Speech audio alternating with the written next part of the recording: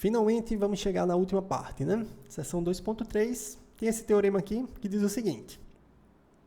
Se uma função f de x é menor ou igual que g de x quando x está próximo de a, exceto possivelmente em a. Lembre-se que no limite eu nem ligo para o x definido no a, né? Ele vai calcular um limite aqui quando x tende a a. Então nem me interessa, né? Exceto possivelmente em a, porque em a eu não estou nem aí para ele. E os limites de f e g ambos existirem quando x tende a a, importante, ambos os limites existem. Então, como f de x é menor ou igual que g de x, o limite de f de x, quando x tende a a, é menor ou igual que o limite de g de x, quando x tende a a. Tá certo? Contando que os limites de f e g, quando x tende a a, existam, tá? Beleza?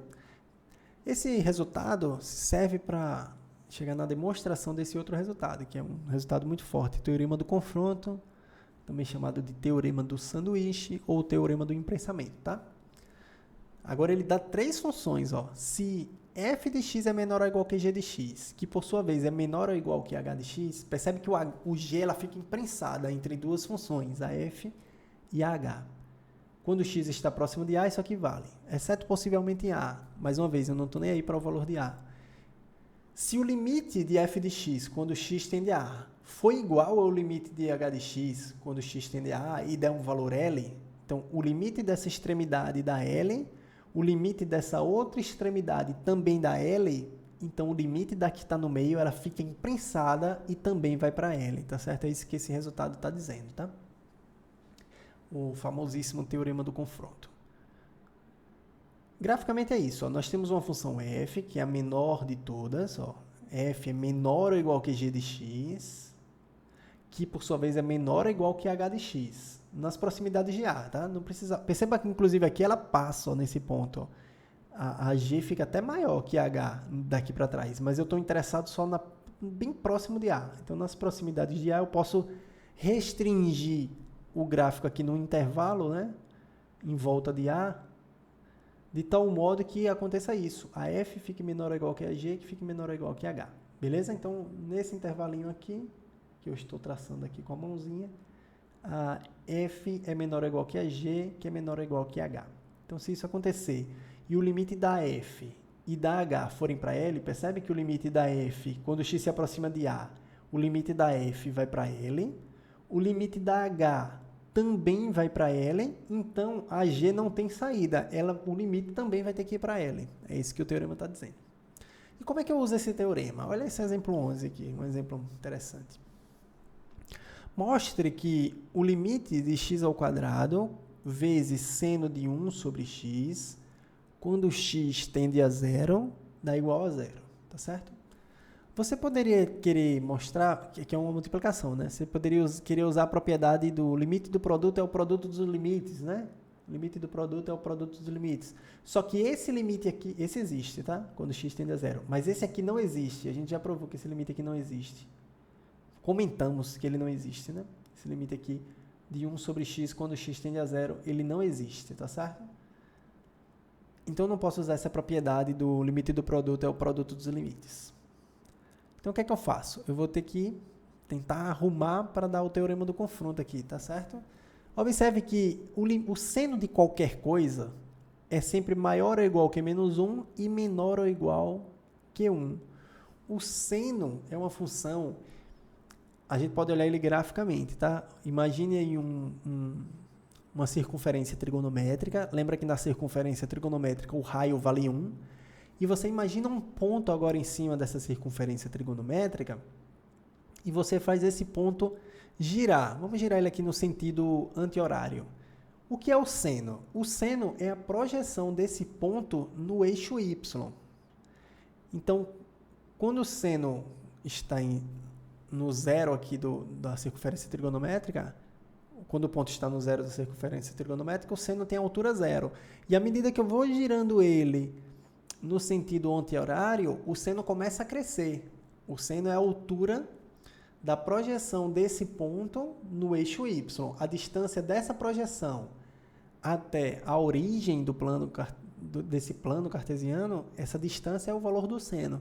Então, o seno vai ficar imprensado entre o 1, que é o máximo, e o menos 1 nessa circunferência trigonométrica. Então, o seno de qualquer coisa fica imprensado entre menos 1 e 1. Tá? Essa é a parte interessante da trigonometria. Então, o seno em particular, o seno de 1 sobre x, ele é maior ou igual que menos 1 e menor ou igual que 1. Então, ele fica imprensado entre menos 1 e 1, tá? Fica ali no meio. E o que é que eu vou fazer para obter... Depois que você monta essa expressão, usando a trigonometria, você vai pegar e completar para formar a função que nós temos aqui. No caso, é x² vezes esse seno. O x², ele é um número maior ou igual que zero. Ele é maior ou igual que zero. Como o x tende a zero, ele é maior que zero, de certeza. Nesse caso, porque x nunca vai ser zero. Como x é maior ou igual que zero para todo x pertencente aos reais, eu posso multiplicar essa inequação simultânea por x². E por que eu argumentei que x² é maior ou igual que zero? Para garantir que eu não vou precisar inverter o sinal da inequação. Porque se fosse um número negativo, eu inverteria. Não sei se vocês tenham lembrado, quando a gente tem uma inequação e eu multiplico por um número negativo, ele inverte o sinal da inequação. Então, eu estou garantindo que eu vou multiplicar por x² nos 3 membros aqui e não vou inverter o sinal, porque x² não será negativo. É isso que eu estou dizendo. Então, eu multipliquei menos 1 vezes x² dá menos x². x² vezes o seno de 1 sobre x é essa expressão aqui do meio. 1 vezes x² dá essa expressão. Então, vocês percebem que o meio agora se tornou justamente a função que eu quero calcular aqui o limite. E agora eu vou usar o teorema do confronto. Eu imprensei já aqui uma função no meio e vou calcular os limites das extremidades. Se os das extremidades forem para o mesmo valor, o do meio vai para esse mesmo valor. Mas quanto é o limite de menos x² quando x tende a zero? É zero. Basta trocar o x por zero. 0² dá zero. Com o sinal de menos não muda nada. O limite de x², quando x tende a zero, também é zero. Então, os limites da extremidade estão indo para zero. Conclusão, pelo teorema do confronto, o limite da do meio também vai para zero. Daí, pelo teorema do confronto, esse limite, quando x tende a zero, é igual a zero. Tá certo? Para finalizar, a gente tem um gráfico aqui da função. Ó. Perceba o gráfico, ó. A função, essa aqui de azul, é a função x² vezes seno de 1 sobre x. Ela fica imprensada entre o menos x², que está desenhado aqui de verde, uma parábola, né, com concavidade voltada para baixo. Fica entre menos x² e x², outra parábola aqui com concavidade voltada para cima, porque o a é positivo, né? Ó. Essa é a parábola x² e essa é a parábola menos x². E o gráfico de azul aqui é o gráfico de x² vezes seno de 1 sobre x, tá? Isso aqui é legal plotar isso aqui no GeoGebra depois, tá? Vocês podem fazer isso, ó. Que belezura, tá vendo? Então, isso prova que esse limite dessa função vai dá igual a zero pelo teorema do confronto, tá certo? E assim concluímos a seção 2.3. Espero que vocês tenham curtido essa aula. A gente se encontra em breve. Valeu, pessoal.